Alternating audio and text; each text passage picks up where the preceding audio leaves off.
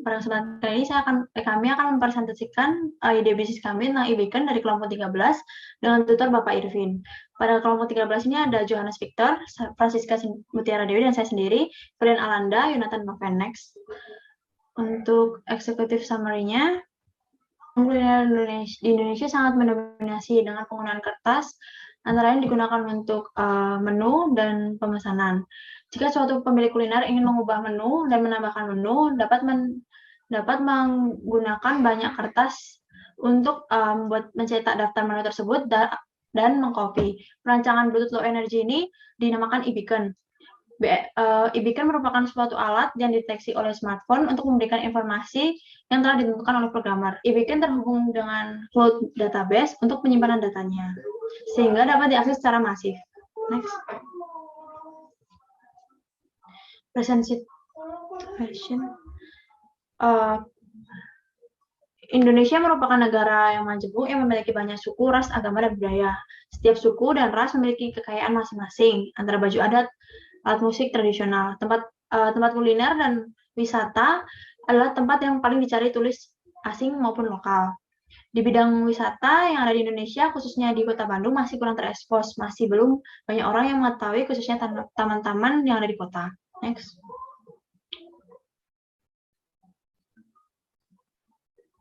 Produk kami paling dekat menjawab dengan kebutuhan seperti aplikasi Peduli Lindung karena memiliki sistem yang hampir mirip dengan produk yang kami buat. Contohnya untuk mengecek layanan rumah sakit, untuk mengakses informasi kamar, atau jumlah pasien yang sedang dirawat di rumah sakit tersebut. Next.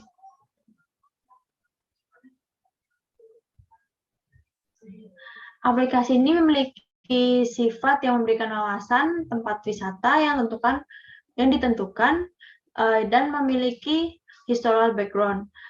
Aplikasi e-beacon ini juga membantu dalam memecahkan masalah dan dalam memberikan informasi kepada generasi muda terkait fasilitas umum.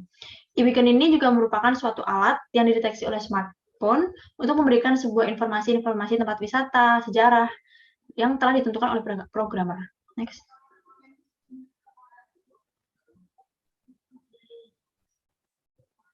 Produk yang kami buat tuh memiliki 4 platform dalam memberikan manfaat, yaitu untuk menginformasikan tentang tempat wisata, pemesanan transaksi, update menu, dan rating. Next.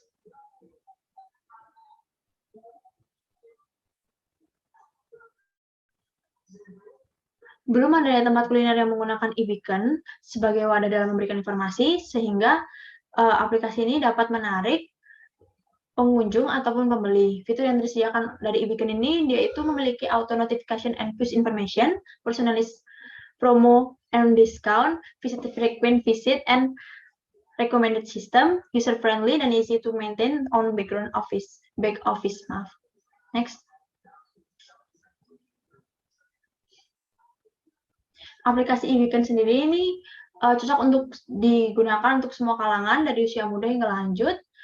Dan aplikasi ini terintegrasi menggunakan Bluetooth Low Energy, dan aplikasi ini juga dapat digunakan pengguna dalam mencari informasi pada tempat wisata yang dikunjungi hanya dengan sekedar melintas. E-beacon ini akan diimplementasikan pada site yang ada di tempat-tempat wisata ataupun tempat-tempat kuliner. Next.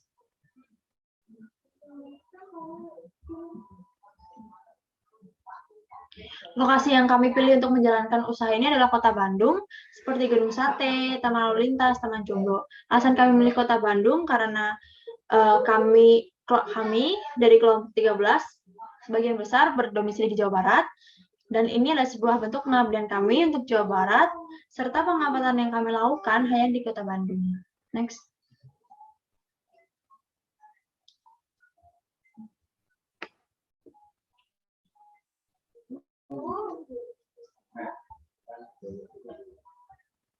Keuntungan untuk investor yaitu sharing profit dari 5% hingga 15% dari profit.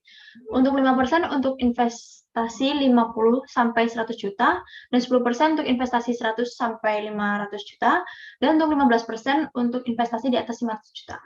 Next. Selanjutnya akan dilanjutkan oleh Jonathan. Ya, selanjutnya ada manajemen. Manajemen yang pertama ada CEO, lalu di bawah CEO ada programmer, graphic designer, marketing, customer service, finance manager, dan di bawah finance manager ada finance staff. Job specification yang pertama, CEO menciptakan, komunikasikan, mengimplementasikan visi misi kepada seluruh karyawan, memimpin perkembangan dan pengimplementasian strategi perusahaan, komunikasi dengan board of director, melihat perkembangan operasional perusahaan, membangun hubungan kerjasama dengan perusahaan lain, mengatur anggaran biaya dan biaya operasional, jalin hubungan dengan sesama CEO. Selanjutnya ada programmer. Programmer intinya adalah mengolah database, mengolah server, integrasi API, membangun software site, mengelola CMS, mengembangkan CMS, dan menerjemahkan desain yang menjadi tampilan yang dapat diakses orang awam atau pengguna. Selanjutnya ada graphic designer. Yang pertama memadukan unsur seni, visual, dan bahasa dalam sebuah desain, membuat desain yang komunikatif dan mudah dipahami, melakukan pendayagunaan elemen desain, layout, dan proses teknis, memberikan solusi atas sebuah permasalahan yang timbul dalam UI, dan yang terakhir mengikuti perkembangan zaman agar inovasinya tetap yang terbaik. Selanjutnya ada marketing, merencanakan serta melaksanakan berbagai pengembangan seluruh aplikasi, mendesain dan mengembangkan serta mempertahankan secara kontinuitas aktivitas di media sosial, mengukur serta melaporkan seluruh kinerja aktivitas perusahaan, mengidentifikasikan tren juga insight, menjalankan brainstorming, berkolaborasi dengan agen eksternal, media untuk iklan dan mitra lain, mengevaluasi berbagai teknologi dan tren IT, mempunyai target, juga evaluasi secara terukur lewat iklan channel yang berbahaya. Selanjutnya ada customer service untuk melayani pertanyaan-pertanyaan yang diajukan dari konsumen atau pelanggan, memberikan informasi yang diinginkan konsumen, melakukan penanganan terhadap keluhan konsumen, membina hubungan baik dengan konsumen, dan melakukan pencatatan administrasi penjualan.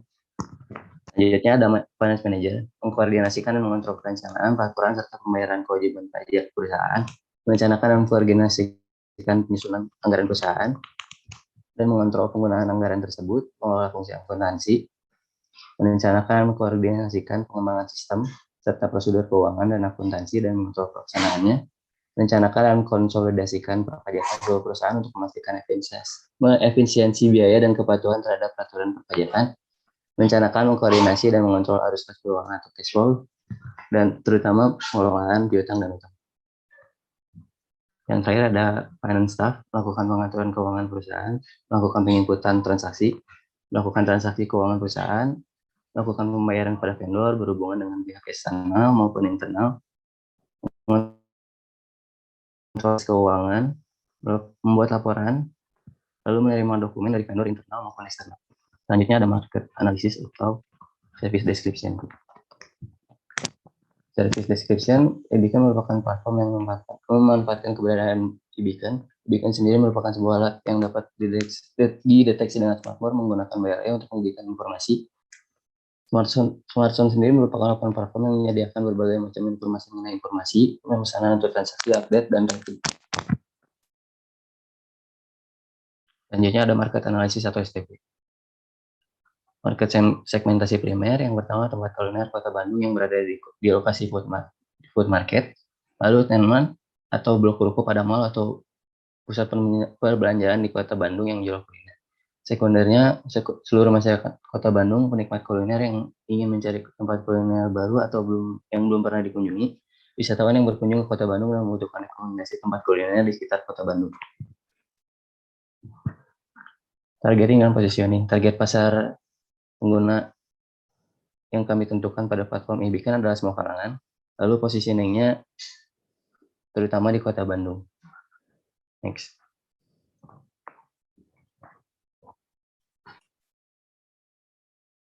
Dan saya akan menjelaskan mengenai marketingnya sendiri.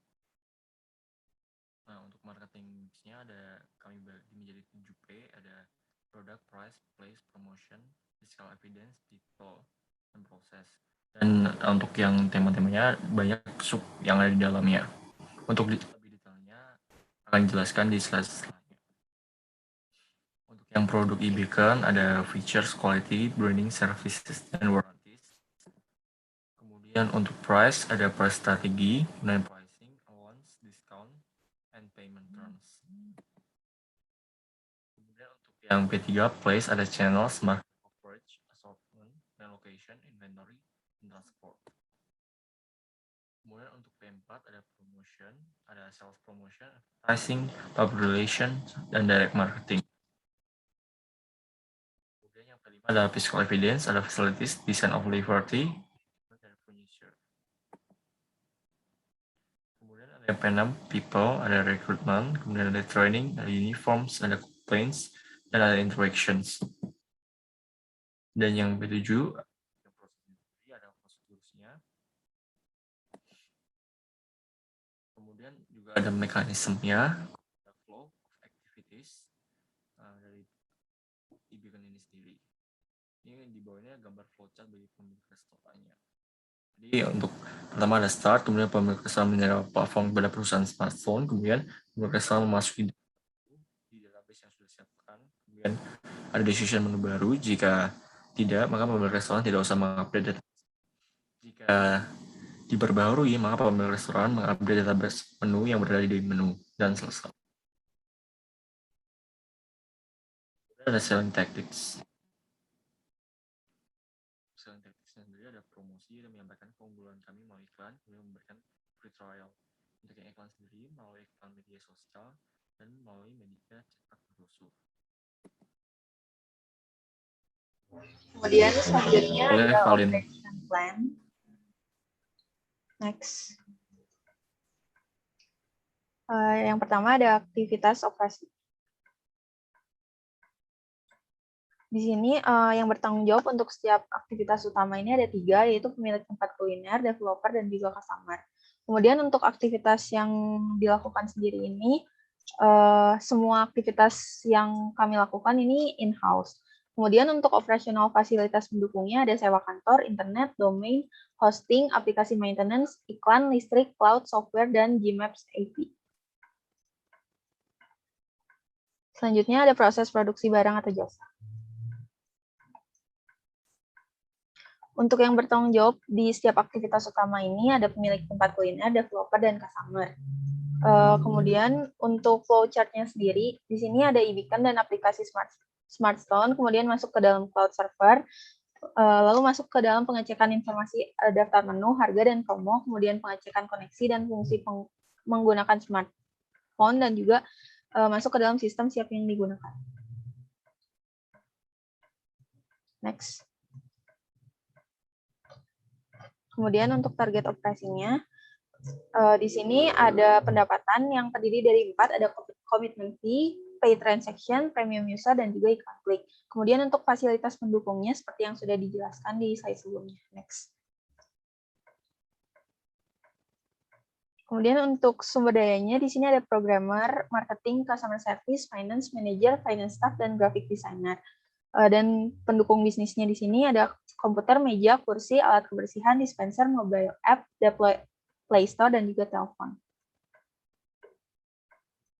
Selanjutnya untuk financial projection sendiri, di sini biaya operasional sudah sesuai dengan target yang ditetapkan di slide sebelumnya. Kemudian untuk biaya tetapnya juga sudah sesuai dengan yang sudah dijelaskan di slide sebelumnya. Next. Untuk revenue projection, di sini historicalnya kami mengambil target population-nya di Kota Bandung dan addressable market-nya yaitu warga Bandung usia 17-30 tahun. Next. Kemudian didapatkan revenue projection sebesar yang dapat dilihat di layar untuk tahun pertama sampai tahun kelima. Next. Kemudian yang selanjutnya untuk tahun ke-6 sampai tahun ke-11. Next. Kemudian di sini ada proyeksi untuk operating dan juga capital expenditure. Kemudian setelah dilakukan proyeksi, di sini kami melakukan perhitungan di mana hasil akhirnya cash flow-nya di sini akan balik modal di tahun kedua. Kemudian untuk IRR-nya sendiri ini sebesar 110,4%. Next. Sekian untuk presentasi ide bisnis kami. Terima kasih.